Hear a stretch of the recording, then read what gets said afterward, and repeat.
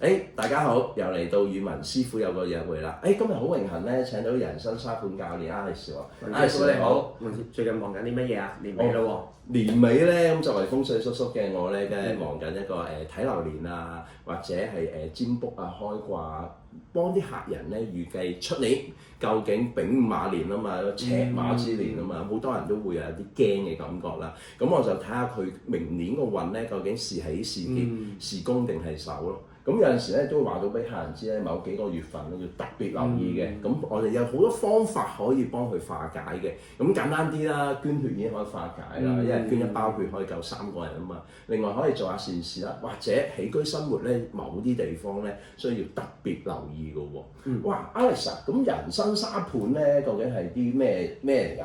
哦，其實咧咁我諗文師傅除咗批流年之外咧，你都會有去幫人睇成個人生，可能10年、20年甚至一生嘅命數啊，咁樣做一啲大批小批咁樣啦。通常你做一次呢啲要做幾耐㗎？哇！如果要做一次大批咧，簡單啲可能係30年大批咧，因為我哋用唔同嘅角度去睇一個人生，譬如八字啦、紫微斗數啦、奇門遁甲，可能直頭開埋卦象添，然之後再去批寫佢一生嗰個起起跌跌咯。我估起碼都快則都要搞1-2個星期。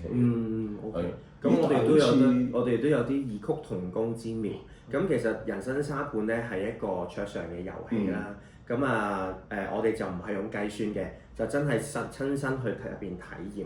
咁俾我哋經歷20歲到60歲嘅人生。到底每一刻咧，我哋做啲咩決定？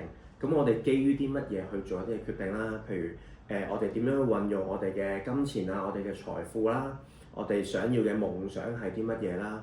我哋點樣去同人哋合作啦？我哋點樣去運用我哋嘅時間啦？一都喺度呈現出嚟嘅。甚至點樣面對親密關係啊？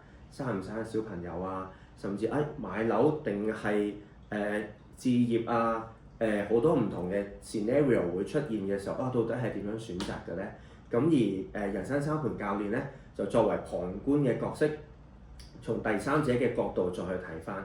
喺個參與者入邊，自己都會經歷翻自己嘅人生，然後再透過我哋旁邊嘅人再去睇翻原來喺旁觀嘅角度，有第二個角度去睇翻。好似頭先文師傅話你要睇一生嘅時候，可以用唔同嘅角度去睇嘅喎。咁我覺得我哋有相似嘅地方，不過我哋用佢當下嗰幾個鐘頭，透過三個鐘頭嘅經歷嘅時候，佢係點樣去走過呢段路？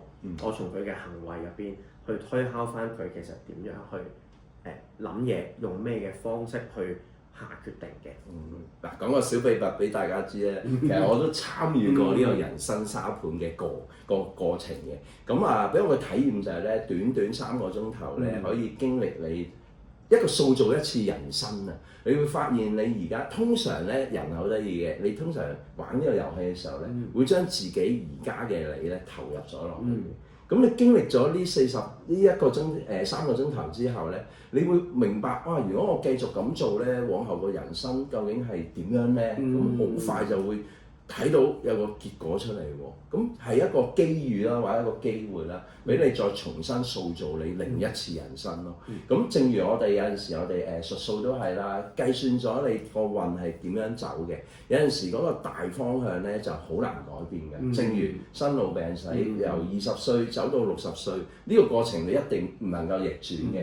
但係你就可以控制咧裏邊每一個決定嚟到改變你個人生咯。所以某程度上咧都幾有趣嘅一個玩意嚟嘅喎。其實都係㗎，即係如果我哋人生成條路已經注定咗係咁樣行，但係我哋可以用唔同嘅心情去面對。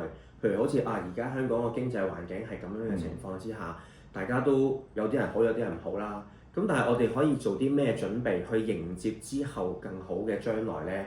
咁我哋可以提前預備啊嘛。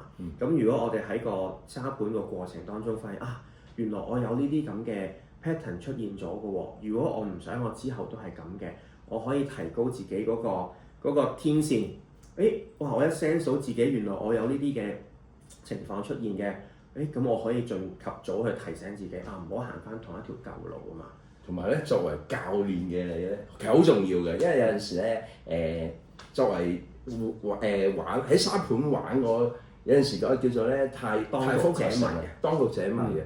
咁有陣時咧，教練就做到一個警醒嘅角色咯，即係不知廬山真面目原來自己已經喺個山裏邊啦。咁你就可以叮一聲話俾佢知，其實你只要頭先咁樣做咧，你個人生就截然不同啦。其實同文師傅都一樣咯。點解每一年都要揾文師傅去做翻一個佈局睇下一年應該點樣當有一個認知喺度嘅時候遇到某一啲情況會記起文師傅同我講過呢一番説話喎，我要留意翻自己呢個月要提醒自己做啲乜嘢啦。咁其實我哋做同樣嘅角色咯。不過我哋面對最大嘅挑戰有時就係我見到有一啲嘢某個朋友佢有啲 pattern 出現咗嘅時候我哋有時唔好講太多嘛。因為佢未必想聽。等佢覺醒。我諗文師傅有時都會遇到有啲朋友你見到佢個面色好似爭少少嘅時候，咁又都唔一定係個個人都願意聽㗎嘛。冇錯。嗱咁文師傅幫你趨吉避凶，Alex 幫你塑造第二人生。喂，咁有冇啲福利俾我哋廣大嘅觀眾啊？咁梗係有啦，同文師傅我哋咁老友，你又幫咗我咁多，你又嚟參與過人生沙盤啦，亦都多謝文師傅嘅邀請啦。咁各位朋友文師傅嘅客戶啦，咁只要你喺呢度咧揾翻我哋個 IG，你入邊 PM 我哋，話俾我聽元寶軒文師傅係啦。咁我哋咧，當你嚟參與我哋嘅人生沙盤嘅時候咧，我哋會送一個1對1嘅一次嘅45分鐘嘅生涯規劃嘅諮詢俾翻你哋嘅喎。係啦，記住文師傅3個字就係呢個優惠密碼啦。咁就今日歡迎晒Alex 分享你嘅沙盤過程啦。希望你來年咧就身體健康。大家咁話，好，祝大家客似運來，生意滔滔不絕，恭喜！多謝晒。哇，喂，你好啊！尾巴帶住有啲小插曲喎。喂，原來你公司名咧幾特別嘅，幾有心思嘅喎，可唔可以同大家分享一下？好啊。咁我哋個公司個名咧叫做 Flow Lab 啦，咁中文名叫人生流長啦。其實好似文師傅話齋人生真係得一次嘅啫喎。咁喺呢一次嗰個 flow 入面，我哋點樣好似一個實驗室咁樣俾我哋身邊嘅朋友去體驗一下經歷咗我哋成個 flow 會係點樣行嘅咧？無論我行左行右，到底我呢個決定我係進退嘅時候會有啲咩體驗出嚟？我哋俾大家去體驗，好似實驗室咁樣咁就唔使咁緊急掣嘅。不過我哋喺嗰個過程當中去體驗咗。咁因為人生流長人生流長啊嘛，喺個人生呢個流入邊，可以喺個道場去俾我哋去感受、去體驗。咁都多謝文師傅啦，咁你幫我哋起咗個卦，去決定咗用呢個名。咁我覺得相當之好，呢個都係同文師傅一個好大嘅緣分。咁令到我哋有呢個嘅英文名之後，令到我哋有一個好貼切嘅中文名。咁仲幫我哋起咗支卦，嗰支卦係咩咧？等文師傅話俾你哋聽啦。拜拜。